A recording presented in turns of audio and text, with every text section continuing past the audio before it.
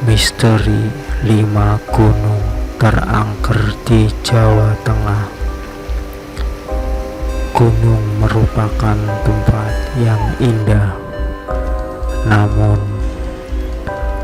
gunung juga menyimpan misteri-misteri. Dan kali ini saya akan menceritakan 5 gunung di Jawa Tengah yang terangker. Gunung-gunung di Jawa Tengah mempunyai cerita misteri yang tersembunyi. Makhluk-makhluk tak kasat mata pun menjadi lakon dalam cerita misteri.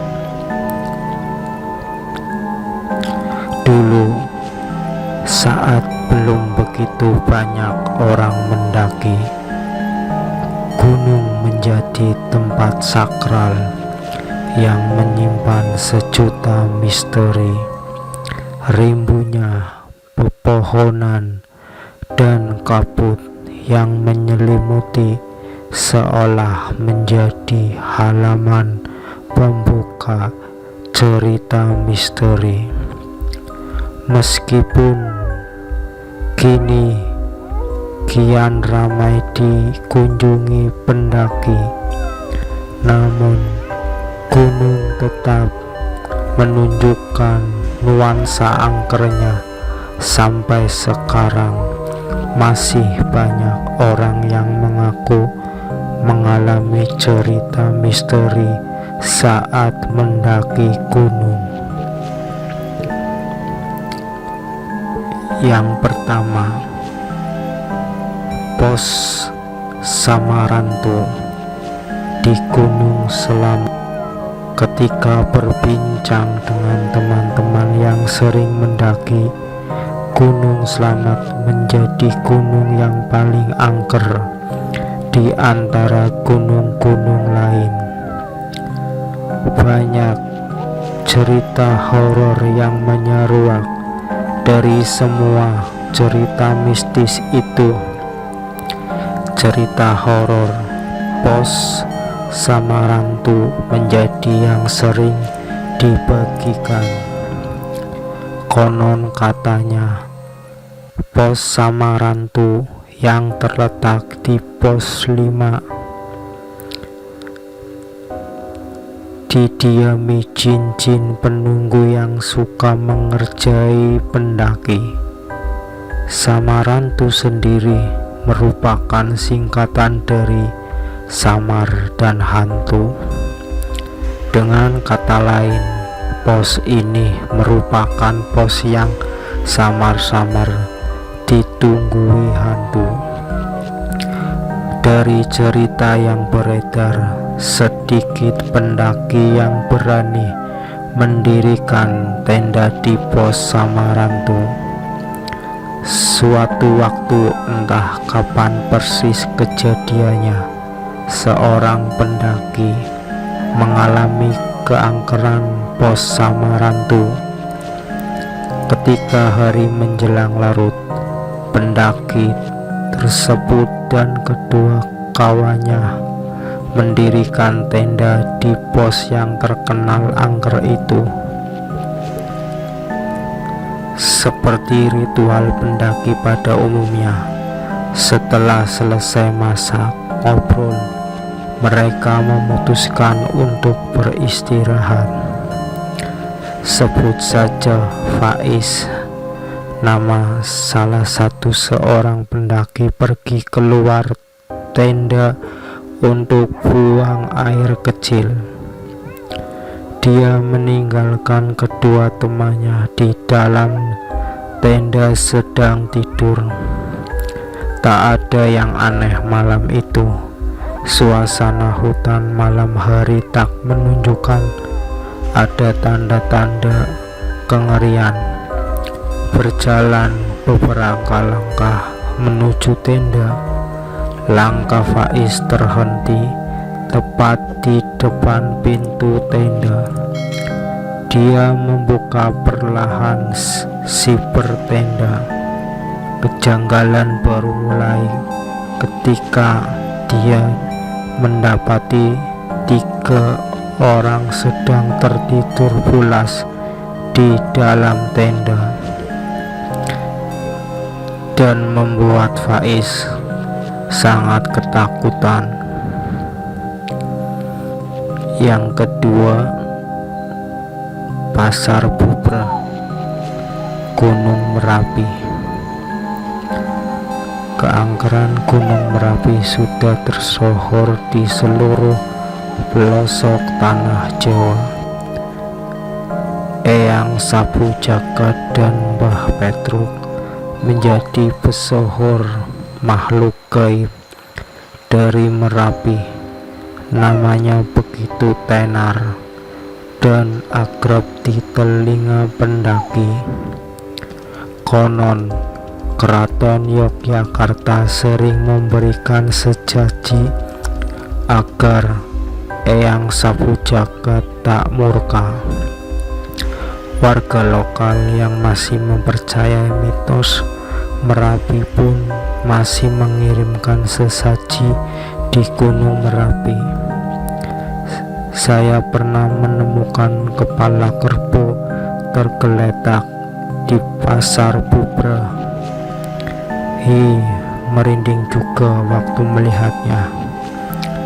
Jika berbicara tentang Pasar Bubrah, maka orang-orang akan mulai menceritakan pengalaman-pengalaman gaibnya ketika mendirikan tenda di sana.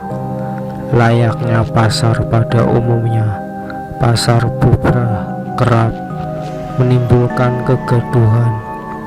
Banyak orang yang kerap menceritakan sering mendengar alunan gending dan gamelan.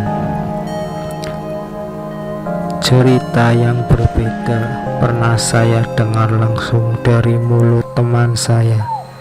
Cerita ini terlontar dari mulut ke mulut hingga akhirnya terdengar oleh saya. Waktu itu 2 orang pendaki bukan dari Jawa Tengah mendirikan tenda di Pasar Bubrah. Mereka tiba di Pasar Bubrah menjelang tengah malam. Singkat cerita, setelah mendirikan tenda, mereka masak sambil berbincang di luar tenda. Cuaca malam itu agak sedikit mendung. Kilatan cahaya sesekali menyambar. Meskipun cuaca kurang bersahabat, 2 pemuda tersebut tak beranjak dari luar tenda.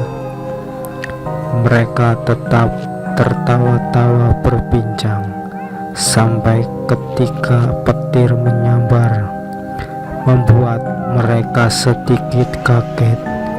Bukannya masuk tidur ke dalam tenda, salah satu dari mereka malah berteriak, "Ya Tuhan, silakan foto saya lagi Tuhan." Seketika itu juga petir menyambar lagi, diiringi tawa wanita yang membahana di angkasa,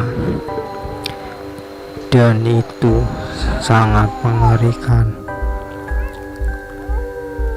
Yang ketiga, Pasar Watu, Gunung Sumbing. Menurut saya pribadi, Gunung Sumbing menjadi gunung paling menyeramkan nomor 2 setelah Gunung Slamet. Banyak orang-orang juga mengakui itu. Misteri Pasar Watu menjadi tempat paling horor di Gunung Sumbing. Saya tak mengalami kejadian gaib apapun di sana. Maklum, bukan tipe orang yang mudah melihat penampakan, tapi aura kemistisan pasar Watu memang selalu bisa membuat bulu kuduk berdiri. Teman saya lebih beruntung. Dia benar-benar mengalami kejadian mistis. Akhirnya dia mengamini cerita-cerita sumbang tentang penghuni pasar Watu. Suatu malam, ketika yang lain sedang tidur terlelap, dia pergi keluar karena tak bisa tidur dan bingung mau melakukan apa. Dia berjalan-jalan kecil di sekitar tenda sampai suatu ketika sayup-sayup terdengar suara tangis wanita tak jauh dari tempat dia ngecamp. Dia berjalan mendekati sumber suara. Dasar nasib tak bisa ditolak. Dia bertemu dengan mbak-mbak berambut panjang. Jujur saja, saya merinding saat mendengar cerita itu. Yang keempat, Pasar Dieng, Gunung Lawu. Gunung paling angker nomor 3 versi saya, yaitu Gunung Lawu. Sudah awam dikenal luas bahwa gunung ini masih sering digunakan untuk bertapa. Setiap malam 1 suro, Gunung Lawu padat dipenuhi warga lokal dan sekitar yang ingin memberikan sesajen. Sudah tak terhitung lagi berapa jumlah cerita horor yang beredar di Lawu.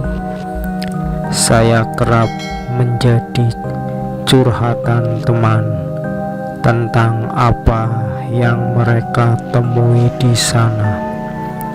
Saya sendiri juga mengalami kengerian Gunung Lawu. Jalur pendakian Gunung Lawu memang luar biasa indah dan luar biasa ngeri juga, berbekal cerita horor dari beberapa blog yang saya baca. Saya mewanti-wanti jangan sampai tiba di Pasar Dieng pada malam hari. Dan benar yang dikata orang, manusia hanya berencana, Tuhan dan alam yang menentukan. Tiba di Bulak peperangan pukul 8 malam.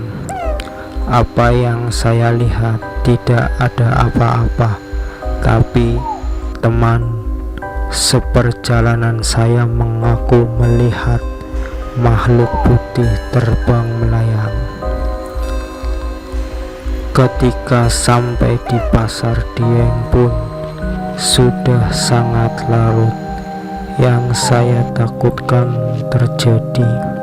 Saya dan teman saya kehilangan arah, hanya memutar-mutar di area Dieng. Terdengar jelas suara riuh ramai orang. Namun ketika kami mencoba mencapam dan mencari asal suara, tak ada yang menyahut. Dan yang kelima atau terakhir, pos kolam renang Gunung Ungaran. Gunung setinggi 2050 meter yang kini selalu ramai oleh pendaki tiap akhir pekan ini juga menyimpan kisah mistis, salah satunya yang saya alami sendiri ini.